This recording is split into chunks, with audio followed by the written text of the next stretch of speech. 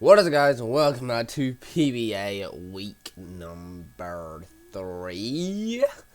Totally forget, but I think it's number 3. Should be number 3. Okay. I just finished drinking some shit and just doing my GPL battle a few, 2 hours ago. So, yeah, that happened. So I'm not going to spoil anything now because I don't know if this video is going to be uploaded after that one or before that. So, yeah. Let's get into this matchup, though, between Surfernape and Smithilham. Prediction lead is Infernape or Mega Mawile. Just because they both do. Infernape gets a U-turn, so it gets good momentum to start off a match, and I believe it outspeeds everything other than a Scarf Manaphy or Scarf Cure in Black. So, yeah. And Mega Mawile just does work with player off in this matchup. I don't know why Smithilham didn't bring Skarmory. Would have done pretty good. Would have done good, other than the Sneeze, the Infernape and the Cresselia. The Cresselia would have bulked the hits, but like the Brave Bird. But Infernape would have just done damage to it. I feel like it was going to be a good Pokemon. So not sure why you didn't bring Skarmory. Let me know in the comment section below or DM me. If you feel free to, and I've existed. Okay. And side of Smithilham, I think the lead is probably going to be Incineroar or Kieran Black.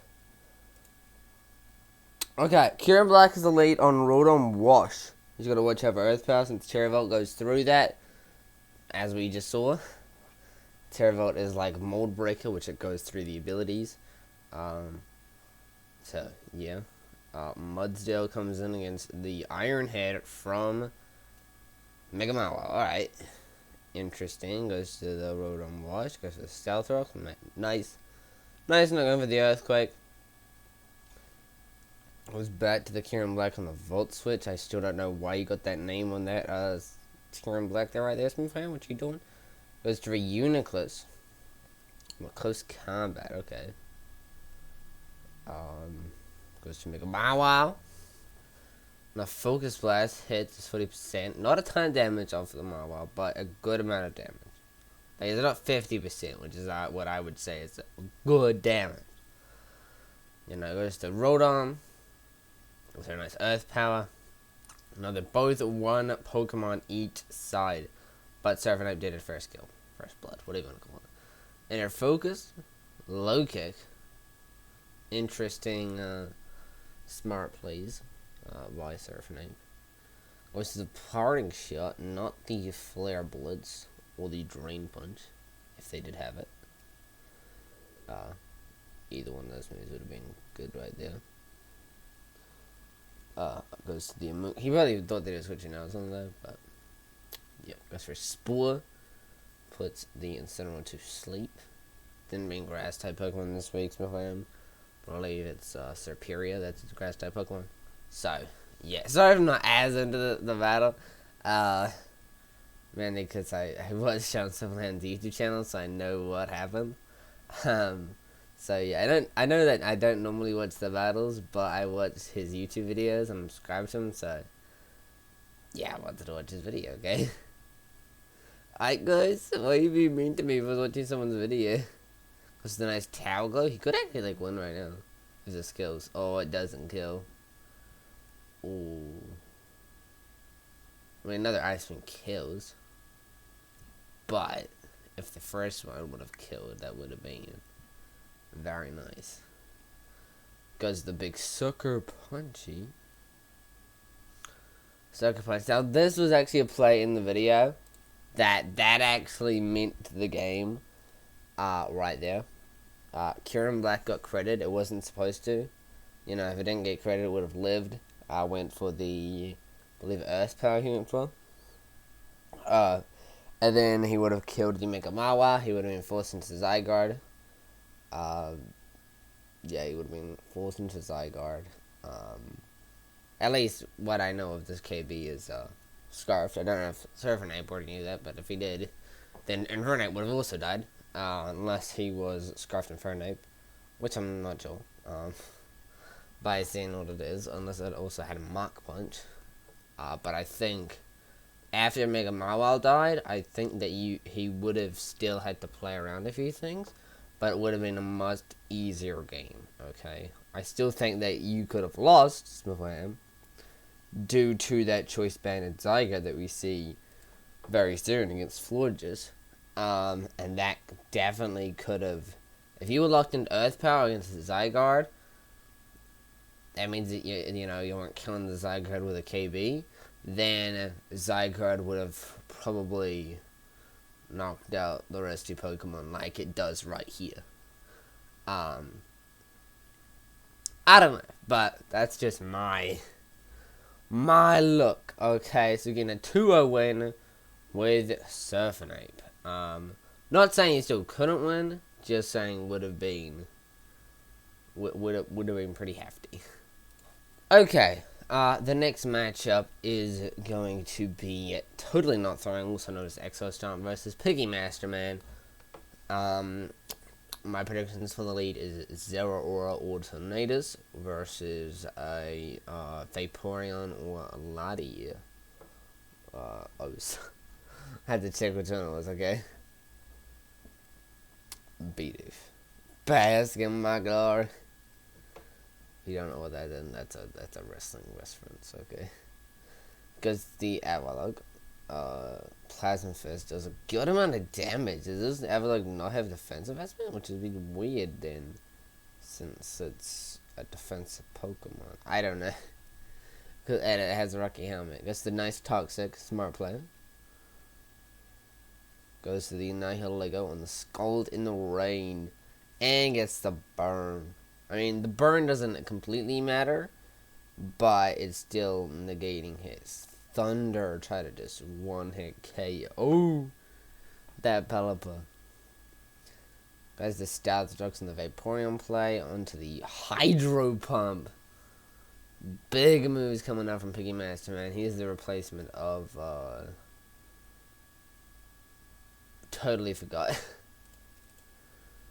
He was the replacement of somebody. Burger. Alright, goes to Barraskewda. Oh yeah, that Blizzard play? Smart. Smart brewing. I mean, I would run Ice Beam and Skull, but I mean, it came in clutch for him. Goes to Night Slash. Stays on the beat of good for a nice Toxic. Goes to Pelipper. I think Poliwrath might actually win this game, though. Looks a little too overpowered. Or just Barraskewda by itself, since Night Slash. And, like, Ice Fang or something like that. I'm not sure what it gets. But I know its speed to an attack set is, like, through the roof. And after Vaporeon being down means a lot. Okay, I'm actually going to check out what his other Pokemon were actually Piggy. Yeah, you didn't really, unless you're in Mega Scizor, which has a fairly good physical defense to that. I don't think this Poliwrath though might actually be the Pokemon. Lol. And also Alolan Persian would have been nice in this matchup. The fighting shot against a few things. I don't know why you bring the Bidoof. Maybe just for the meme. I don't know, but a 4-0 victory by Exo. Okay, also, this is the last match of the week, since one of our coaches also left the league. Had to jump out due to personal stuff, so, yeah, we already have a replacement coach, Eventual Coma. If you've been on the channel for a little bit, you would know him as the Kieran 2.0. That's what he was in one of my thumbnails, okay? So, yeah. So we only have 3 matches this week instead of 4. Since the other one was Aaron versus Visicon, and Aaron dropped from the league, so he wasn't able to do his battle. Next up, we have Retro Assassin versus Skinny Biscuit, also known as Cryptic. Retro Assassin is Cryptic versus Skinny Biscuit. Prediction lead is Dragapult. Nah, Tapu Koko. Tapu Koko and Ditto. Or Tapu Koko and Scizor. Or Dragapult and Scizor. Toxapex and What? Alright, mans. Wanna be playing like this? Zen headbutt. I gotta like that. T-spikes, though. I mean, I suppose it's kinda a good switching into... He's trying to go for the flinch. With Zen. Oh, he just played him like that. Why don't you have Psychic on your Misprint, my man? Goes for a nice knock on the Black Sludge. T-spikes. What did that do? Nothing. Can you only have 2 layers? I don't know. It goes to Mandibles, though. Goes for a U-turn. Back Coco? You get your Pokemon to get Toxic? Wow, I would've went for Defog, my man. Goes for a Thunder Punch. Takes more Toxic damage. Big Thunder Punch into Rain, though. So I'm gonna keep playing the Baneful Monkey play, though. Goes to Mesprit. Oh no, Recover. Cryptic is just playing Skinny like a book right here. He's wanting for the flinch, but he's not able to get it. He keeps doing this. His Pokemon's gonna get lots of Toxics on. The Zen Headbutt's only doing 48 at max. And he's healing 50 each time, so he needs to... He needs to get a flinch, but the timer of Toxic is running him down too much. Oh, and a crit. That's nice for Skinny. Not nice for Richo, though. Manchow comes in, probably give a Scarf little U-turn play. There it is. Goes to the Aerodactyl. Now he has to make the play whether he switches out or goes to the Defog. Stone Edge knocks out the Mesprit. He has Suicune, but he unfortunately gets Toxic. Unless he's Rest, then.